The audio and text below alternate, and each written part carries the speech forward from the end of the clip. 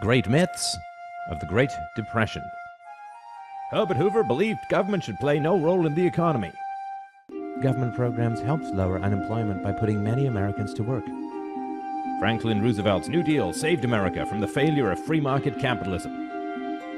These and other myths are dispelled by the facts in this essay by economist Lawrence W. Reed. This is published by the Foundation for Economic Education and read by Stefan, Molyneux, host of Free Domain Radio at freedomainradio.com. Students today are often given a skewed account of the Great Depression of 1929 to 1941 that condemns free market capitalism as the cause of, and promotes government intervention as the solution to, the economic hardships of the era. In this essay, based on a popular lecture, Mackinac Center for Public Policy President Lawrence W. Reed debunks the conventional view and traces the central role that poor government policy played in fostering this legendary catastrophe. Introduction. Many volumes have been written about the Great Depression of 1929 to 1941 and its impact on the lives of millions of Americans. Historians, economists, and politicians have all combed the wreckage, searching for the black box that will reveal the cause of the calamity.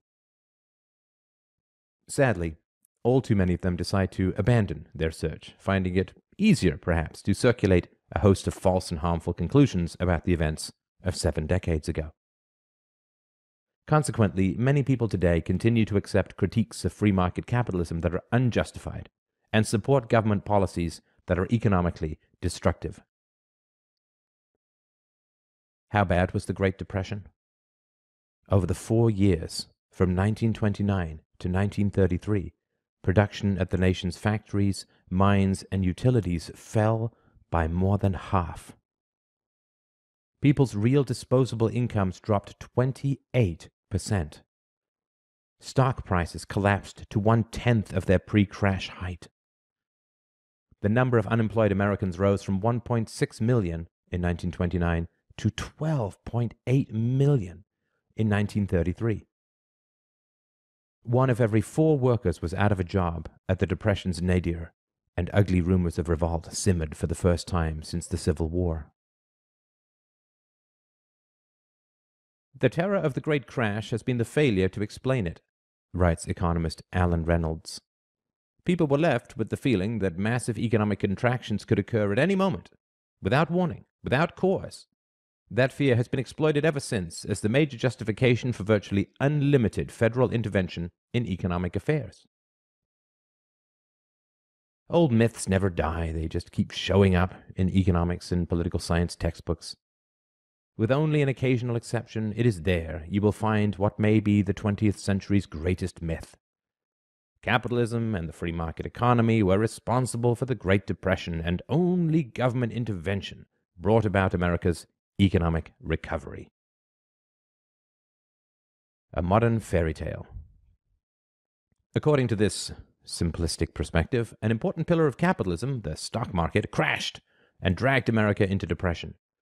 President Herbert Hoover, an advocate of hands-off or laissez-faire economic policy, refused to use the power of government, and conditions worsened as a result.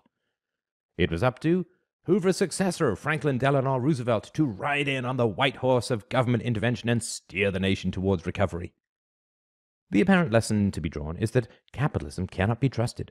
Government needs to take an active role in the economy to save us from inevitable decline. But those who propagate this version of history might just as well top off their remarks by saying, "And Goldilocks found her way out of the forest.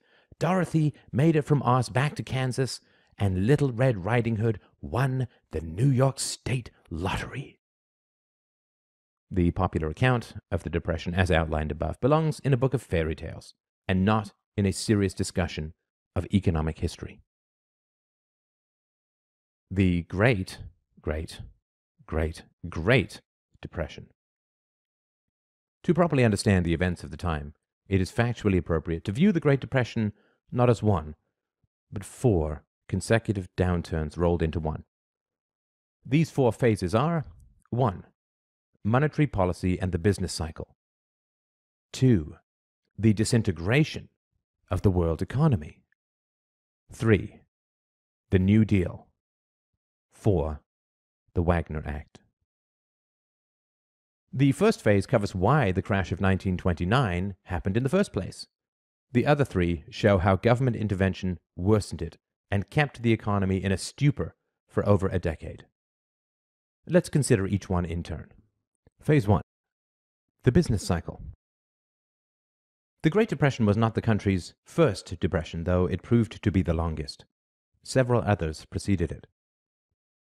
A common thread woven through all of these earlier debacles was disastrous intervention by government, often in the form of political mismanagement of the money and credit supply. None of these depressions, however, lasted more than 4 years, and most of them were over in 2. The calamity that began in 1929 lasted at least 3 times longer than any of the country's previous depressions, because the government compounded its initial errors with a series of additional and harmful interventions. Central planners fail at monetary policy. A popular explanation for the stock market collapse of 1929 concerns the practice of borrowing money to buy stock. Many history texts blithely assert that a frenzied speculation in shares was fed by excessive margin lending. But Marquette University economist Gene Smiley, in his 2000 book Rethinking the Great Depression, explains why this is not a fruitful observation.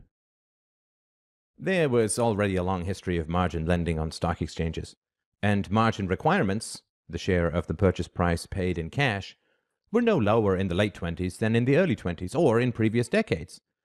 In fact, in the fall of 1928, margin requirements began to rise, and borrowers were required to pay a larger share of the purchase price of the stocks. The margin lending argument doesn't hold much water. Mischief with the money and credit supply, however, is another story. Most monetary economists, particularly those of the Austrian school, have observed the close relationship between money supply and economic activity. When government inflates the money and credit supply, interest rates at first fall. Businesses invest this easy money in new production projects, and a boom takes place in capital goods. As the boom matures, business costs rise, interest rates readjust upward, and profits are squeezed. The easy money effects thus wear off, and the monetary authorities, fearing price inflation, slow the growth of, or even contract, the money supply. In either case, the manipulation is enough to knock out the shaky supports from underneath the economic house of cards. One prominent interpretation of the Federal Reserve System's actions prior to 1929 can be found in America's Great Depression by economist Murray Rothbard. Using a broad measure that includes currency demand and time deposits and other ingredients, he estimated that the Fed bloated the money supply by more than 60% from mid-1921 to mid-1929.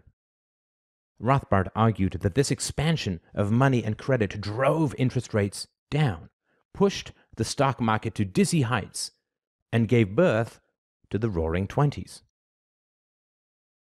Reckless money and credit growth constituted what economist Benjamin M. Anderson called the beginning of the New Deal, the name for the better-known but highly interventionist policies that would come later under President Franklin Roosevelt. However, other scholars raised doubts that Fed actions was as inflationary as Rothbard believed, pointing to relatively flat commodity and consumer prices in the 1920s as evidence that monetary policy was not so wildly irresponsible. Substantial cuts in high marginal income tax rates in the Coolidge years certainly helped the economy and may have ameliorated the price effect of Fed policy. Tax reductions spurred investment and real economic growth, which in turn yielded a burst of technological advancement and entrepreneurial discoveries of cheaper ways to produce goods. This explosion in productivity undoubtedly helped to keep prices lower than they would have otherwise been.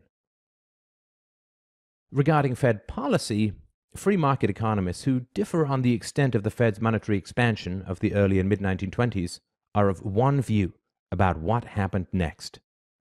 The central bank presided over a dramatic contraction of the money supply that began late in the decade.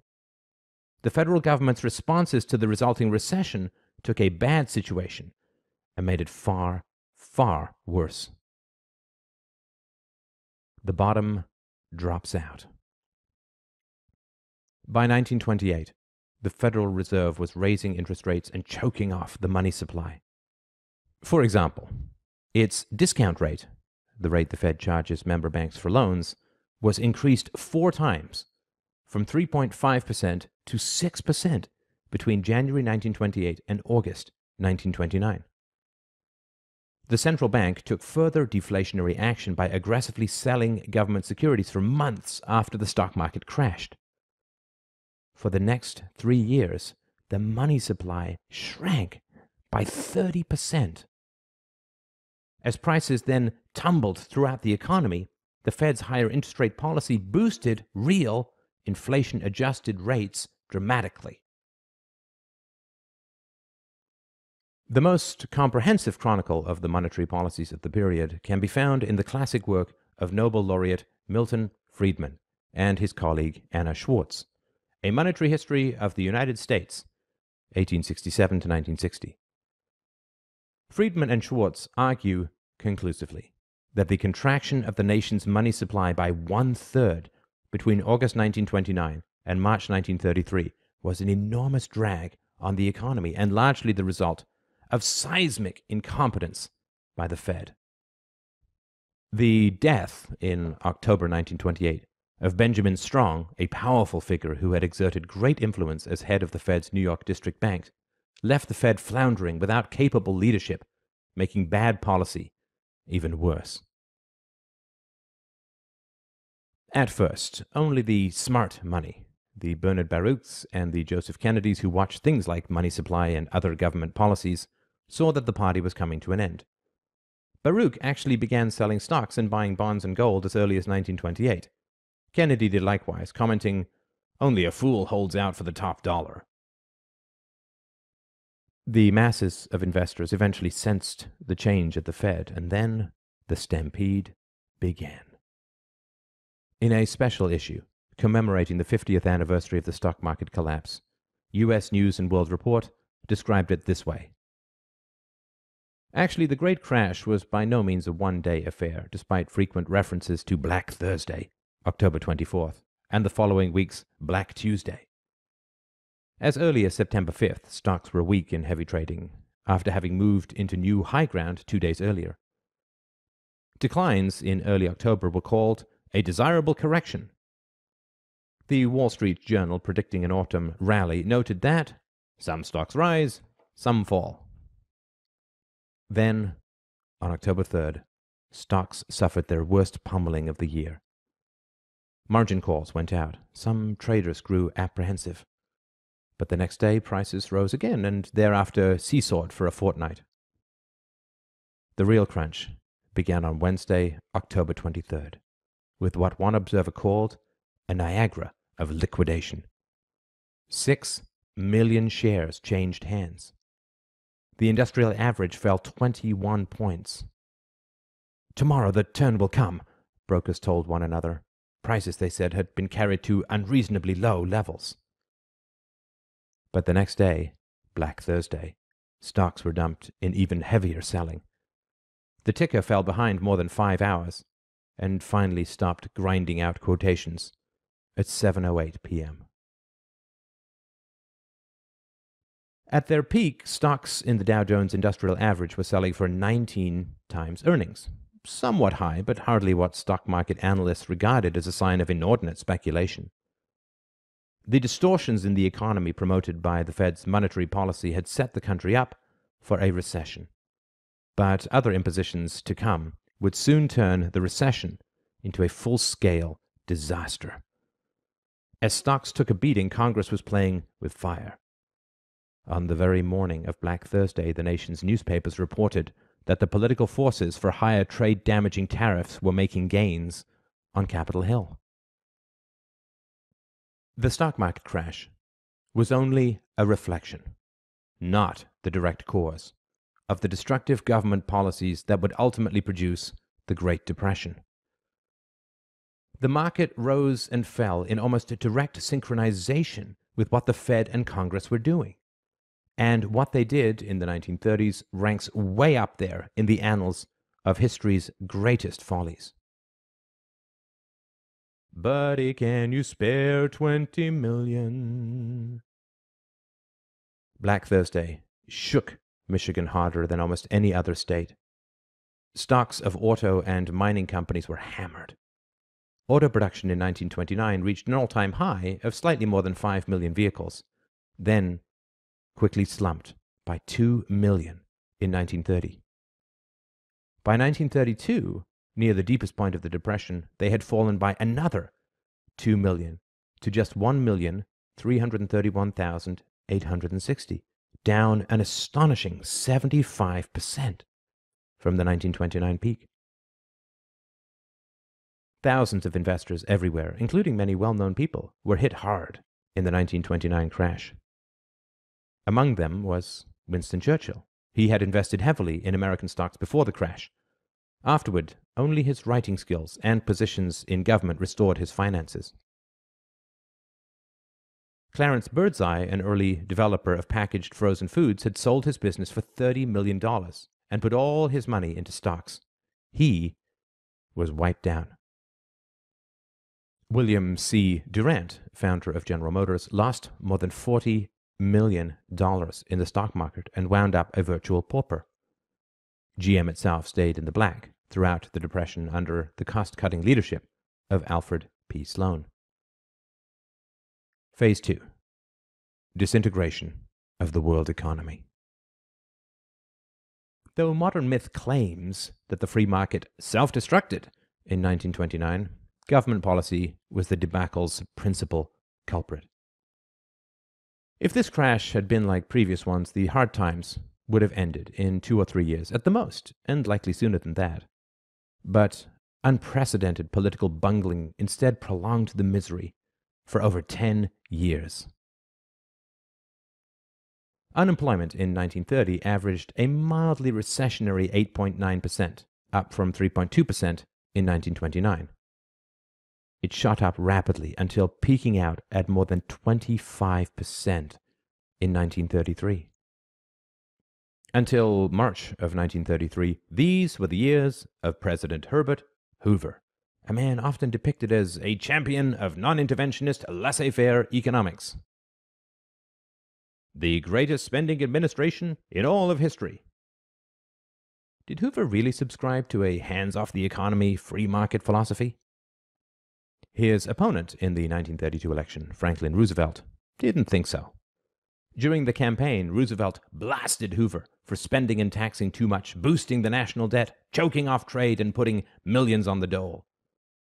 He accused the president of reckless and extravagant spending, of thinking that we ought to center control of everything in Washington as rapidly as possible, and of presiding over the greatest spending administration in peacetime in all of history. Roosevelt's running mate, John Nance Garner, charged that Hoover was leading the country down the path of socialism.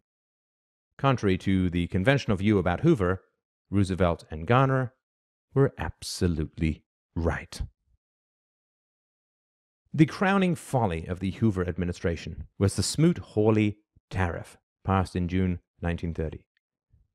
It came on top of the Fordney-McCumber tariff of 1922, which had already put American agriculture in a tailspin during the preceding decade. The most protectionist legislation in U.S. history, Smoot-Hawley virtually closed the borders to foreign goods and ignited a vicious international trade war. Professor Barry Paulson describes the scope of the act.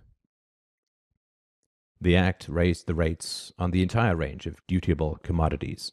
For example, the average rate increased from 20% to 34% on agricultural products, from 36% to 47% on wines, spirits, and beverages, from 50 to 60% on wool and woolen manufacturers. In all, 887 tariffs were sharply increased, and the act broadened the list of dutiable commodities to 3,218 items. A crucial part of the Smoot-Hawley tariff was that many tariffs were for a specific amount of money rather than a percentage of the price. As prices fell by half or more during the Great Depression, the effective rate of these specific tariffs doubled, increasing the protection afforded under the Act. The Smoot-Hawley was as broad as it was deep, affecting a multitude of products. Before its passage, clocks had faced a tariff of 45%. The Act raised that to 55%, plus as much as another $4.50 per clock. Tariffs on corn and butter were roughly doubled. Even sauerkraut was tariffed for the first time. Among the few remaining tariff-free goods, strangely enough, were leeches and skeletons. Perhaps as a political sop to the American Medical Association, as one Wag Riley remarked. Tariffs on linseed oil, tungsten, and casein hammered the U.S. paint, steel, and paper industries, respectively. More than 800 items used in automobile production were taxed by Smoot-Hawley. Most of the 60,000 people employed in U.S. plants making cheap clothing out of imported wool rags went home jobless after the tariff on wool rags rose by 140%. Officials in the administration and in Congress believed that raising trade barriers would force Americans to buy more goods made at home, which would solve the nagging unemployment problem. But they ignored an important principle of international commerce. Trade is ultimately a two-way street. If foreigners cannot sell their goods here, then they cannot earn the dollars they need to buy here. Or, to put it another way, government cannot shut off imports without simultaneously shutting off exports. You tax me, I tax you. Foreign companies and their workers were flattened by Smoot-Hawley's steep tariff rates, and foreign governments soon retaliated with trade barriers of their own. With their ability to sell in the American market severely hampered, they curtailed their purchases of American goods. American agriculture was particularly hard hit. With a stroke of the presidential pen, farmers in this country lost nearly a third of their markets. Farm prices plummeted and tens of thousands of farmers went bankrupt.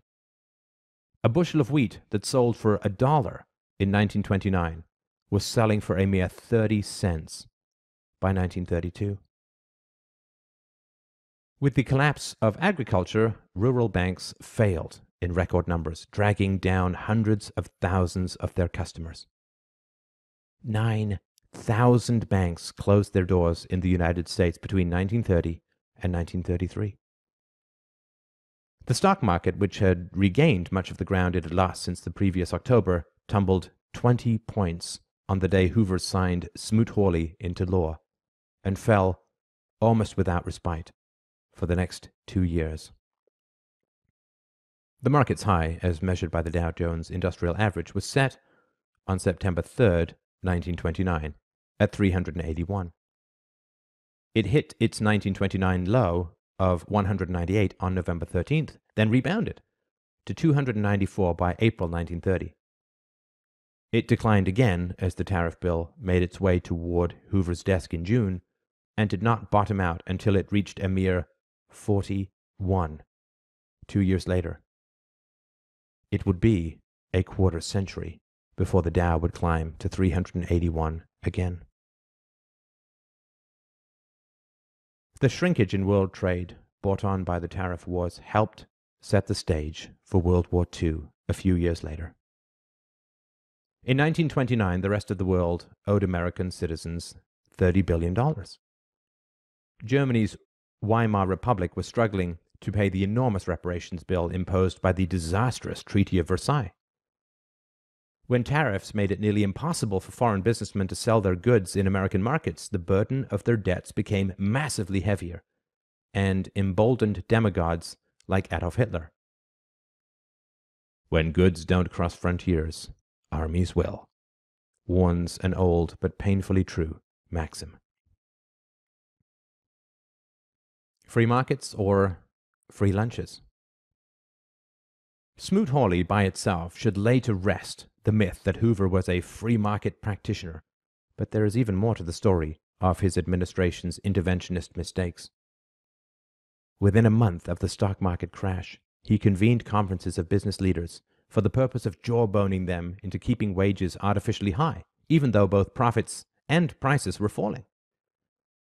Consumer prices plunged almost 25% between 1929 and 1933, while nominal wages, on average, decreased only 15%, translating into a substantial increase in wages in real terms, a major component of the cost of doing business.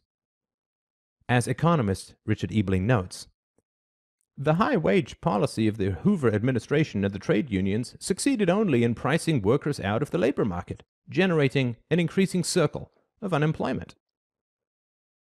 Hoover dramatically increased government spending for subsidy and relief schemes.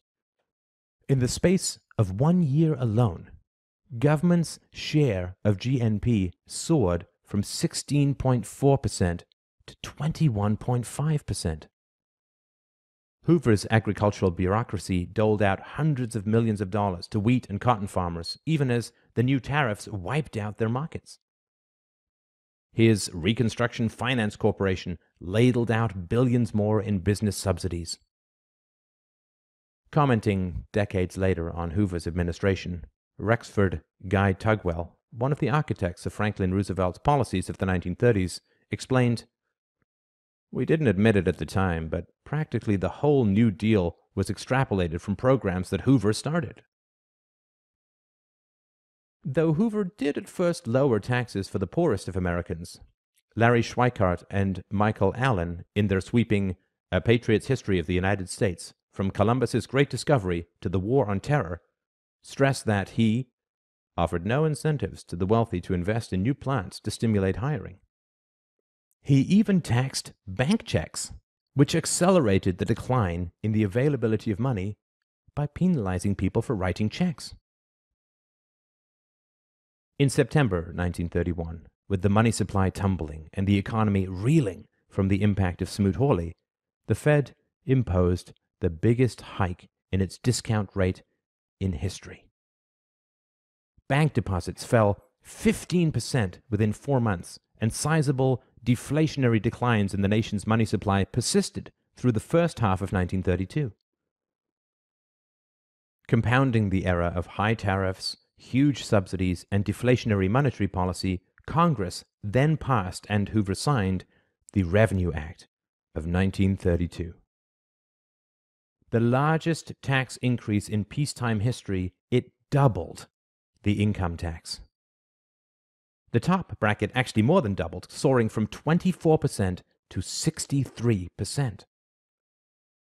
Exemptions were lowered, the earned income credit was abolished, corporate and estate taxes were raised, new gift, gasoline, and auto taxes were imposed, and postal rates were sharply hiked.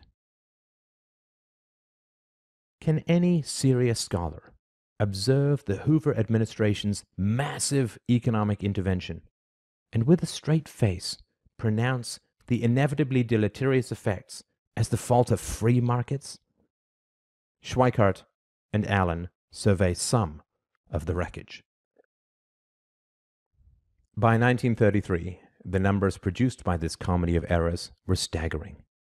National unemployment rates reached 25%. But within some individual cities, the statistics seemed beyond comprehension. Cleveland reported that 50% of its labor force was unemployed. Toledo, 80%. And some states even averaged over 40%.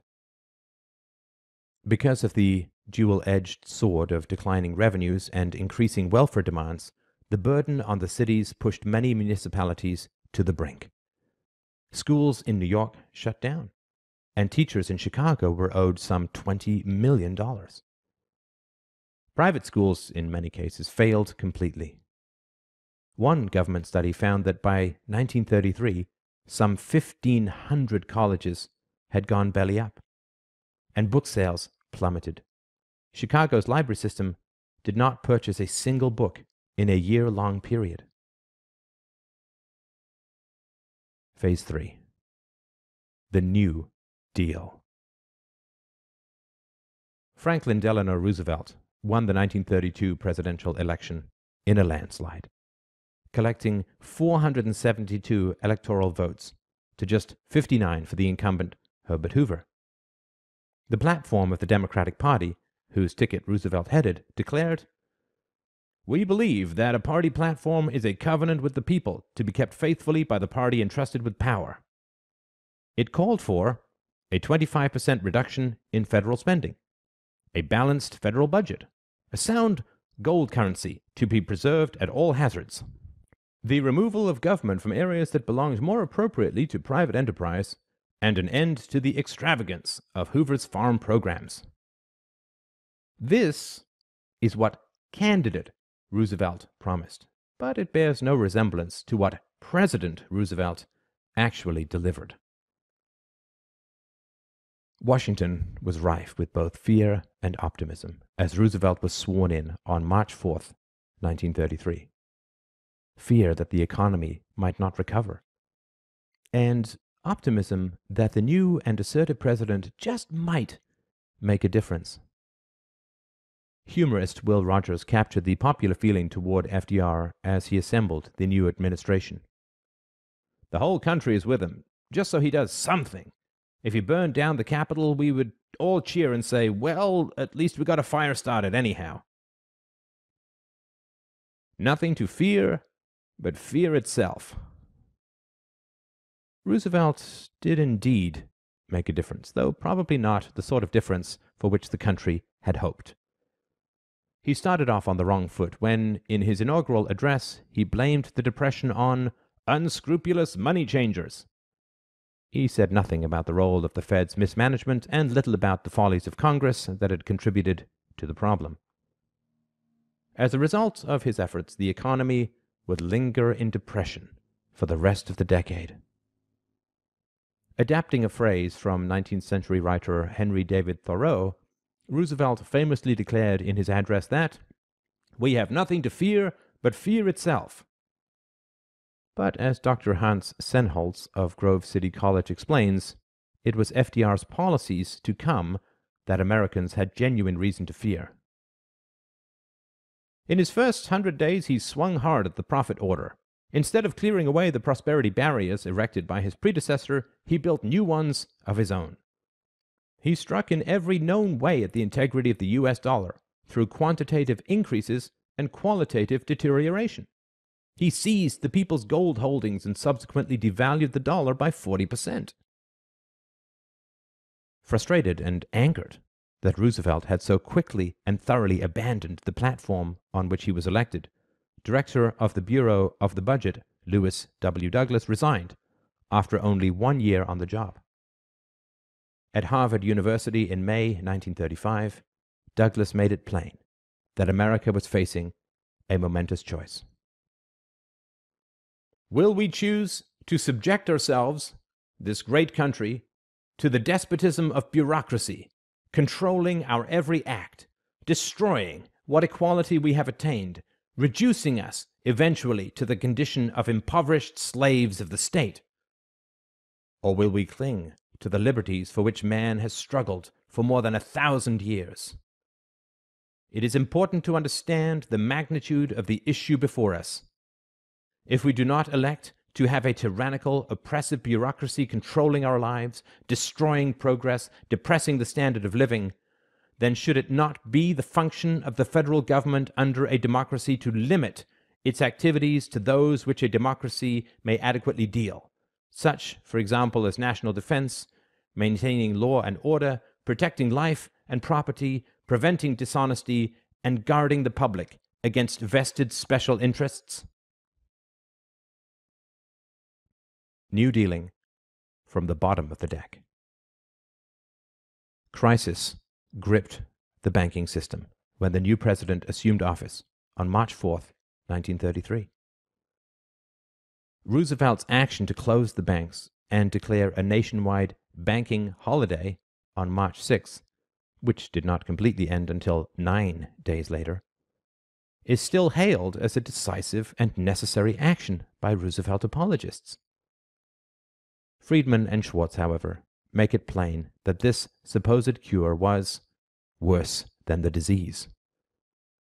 The Smoot-Hawley tariff and the Fed's unconscionable monetary mischief were primary culprits in producing the conditions that gave Roosevelt his excuse to temporarily deprive depositors of their money, and the bank holiday did nothing to alter those fundamentals. More than 5,000 banks still in operation when the holiday was declared did not reopen their doors when it ended, and of those, over 2,000 never did thereafter, report Friedman and Schwartz. Economist Jim Powell of the Cato Institute authored a splendid book on the Great Depression in 2003, titled FDR's Folly: How Roosevelt and His New Deal Prolonged the Great Depression. He points out that almost all the failed banks were in states with unit banking laws, laws that prohibited banks from opening branches and thereby diversifying their portfolios and reducing their risks.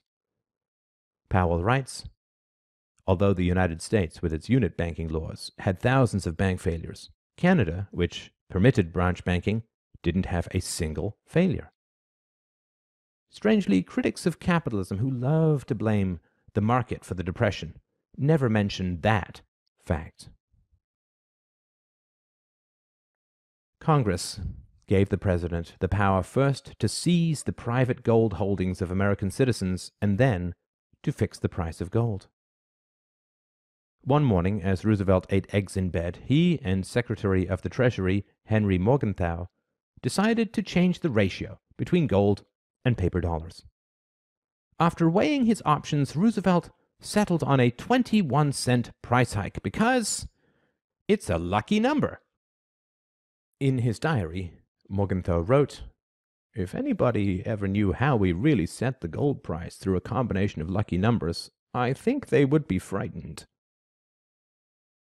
Roosevelt also single-handedly torpedoed the London Economic Conference in 1933, which was convened at the request of other major nations to bring down tariff rates and restore the gold standard. Washington and its reckless central bank had already made mincemeat of the gold standard by the early 1930s. Roosevelt's rejection of it removed most of the remaining impediments to limitless currency and credit expansion, for which the nation would pay a high price in later years in the form of a depreciating currency. Senator Carter Glass put it well when he warned Roosevelt in early 1933, "It's a dishonor, sir.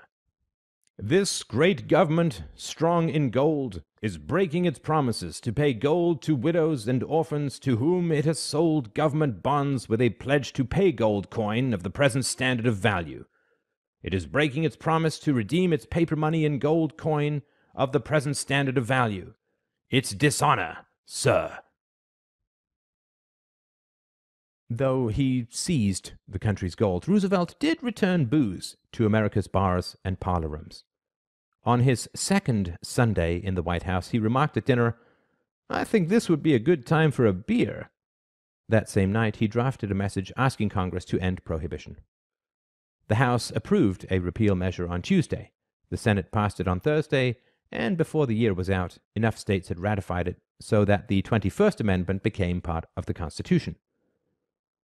One observer, commenting on this remarkable turn of events, noted that of two men walking down the street at the start of 1933, one with a gold coin in his pocket and the other with a bottle of whiskey in his coat, the man with the coin would be an upstanding citizen, and the man with the whiskey would be the outlaw.